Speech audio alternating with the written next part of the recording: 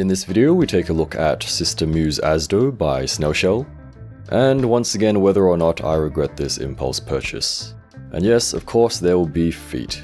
Her box is pretty much the same as Lustia's with no window. It's brown with some yellow and gold text. RPG-02, 1/12 figure. Apparently their boxes would look nice on the shelf together, like a pair of books. Makes sense, I guess. So actually, I wasn't going to get this one, but then one weekend I saw her in a display and she was just kind of standing there, not in any fancy pose. Still caught my eye though, and I was like, you know what, okay, done, I'm sold. And so a few days later I managed to pick her up. Anyway, out of the box, there's like 1.5 trays. There's a big tray, which has most of the stuff in it, and there's a tray under that, which is like half a tray, with the stands and other stuff. Other stuff being the eye articulation wand. We also have instruction, as well as some after-sales service, which is apparently conducted only via Weibo, so never mind. And there's also some ads and things. Here is Sister Muse out of the box. She is modestly dressed. Looks pretty good. The figure is kind of soft all over, and I'll talk about that a little later. Otherwise, she's got a pretty basic black and white outfit, which still looks good. There's some creasing and shading on the black plastic, which adds a bit more depth to the overall look, and I don't actually know what I'm saying, it just makes it look better. Similarly, there's also some skin colored shading on her thighs to make it look like they're real tight tights. She's also got some silvery bits around her. Her shoes or heels do look nice as well, and they are a different shape from Eileen's. She's got long orange hair, and there is some shading on that as well. Her ahoge is detached out of the box. This is the little hair strand at the top. It just kind of plugs into the top of the hair. The hole is small enough to not really notice it, even if you don't have it plugged in. Articulation out of the box. Her head turns, tilts, and nods. Her long hair, despite being a little bit soft, will get in the way. Her arms go up and move all the way around. On my copy, her left arm is super loose actually and keeps falling out. It does stay in when I don't move it, but when I try to rotate it, I have to remember to keep it pushed in, otherwise it'll just fall out. Not too big an issue, and I guess it's not unfixable, but it's just a little bit annoying if you move your figures a lot. Otherwise, she has a bicep swivel hidden by her strap thing. She has double jointed elbows. Her little cuff thing can turn, and her hands move a bit with the cuff getting in the way slightly. Also, her hands are pretty soft, similar to Lustia's, both of which are softer than regular Eileen's. With her regular dress thing, is this a dress? I don't know what to call it. Her torso and hips pretty much don't move at all. The dress is of a soft plastic, the front and the back. Her legs can raise to the sides well. She can kick up well too. Backwards kick is slightly hindered by her booty, but she can still kind of do forwards and backwards splits. Otherwise, she does have a thigh rotation. She also has double jointed knees. And feety ankle movement. Going back to the ahegao. That is not the right word. Going back to the ahoge, the reason why it's detachable is because of this headdress veil thing. This is of a soft plastic, which doesn't really attach to anything and kind of just sits on her hair, but there is enough friction for it to hold on quite nicely. I mean, maybe there's like a little bit which matches her ahoge hole, but it also doesn't really help. She has a top shirt part thing. This is of a harder plastic, so be careful when you put it on and placing it over the lower dress if you have that on. When you put it on, it doesn't affect articulation. And of course it matches the rest of the outfit. Pretty much just pull her head off and then you'll be able to put it on. Speaking of clothes, you can also take them pretty much all off, and there is a bunch of different combinations that you can do. For her default dress part thing, pretty much just detach the front part, which is a little bit strange, and then you detach her torso and you should be able to slide it up.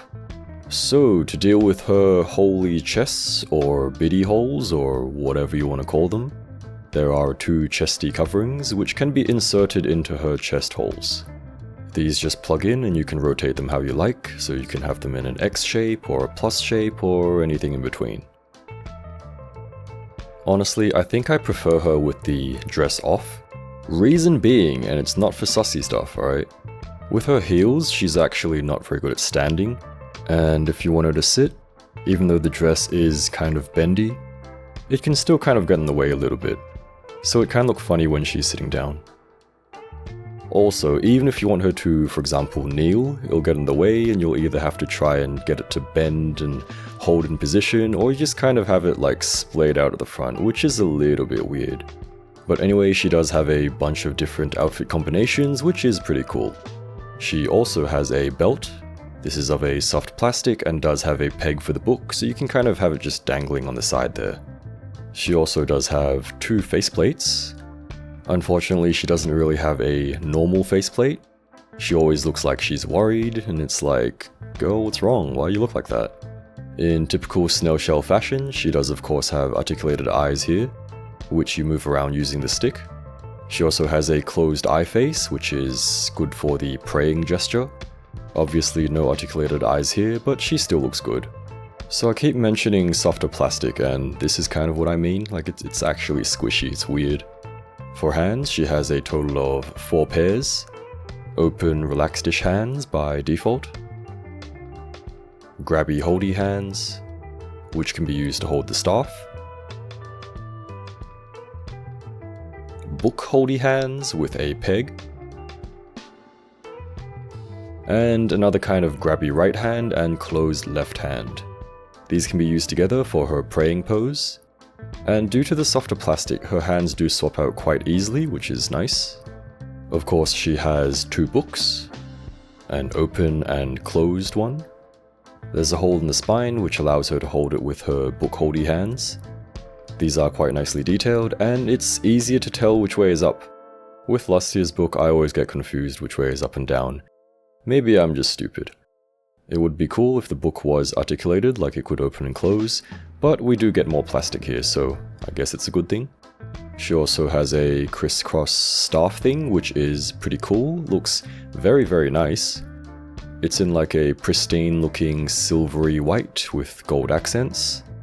The handle, is this a handle of the staff? Is clear plastic, which makes it a little bit different from accessories you normally see. The staff does feel pretty sturdy, but I'd also be careful with it.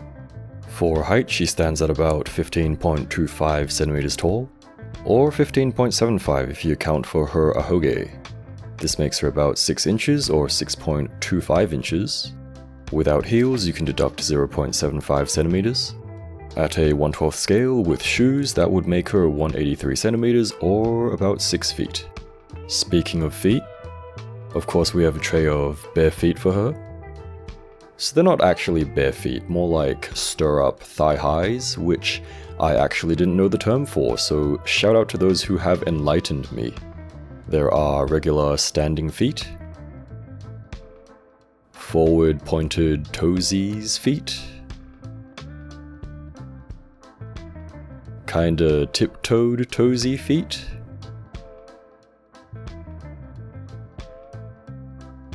and spread toesy feeties. Very cool. It's nice that it's not just bare feet and that there are some shading as well as a little gold ring. Also, these are an add-on, so they don't actually come with the figure herself. For size comparison, here she is next to Lustia, Eileen, Fiona, Modernia, Rishetta, Crazy Figure Girl, Momo Ayase, Frieren, Nendos, Nikkei Stands,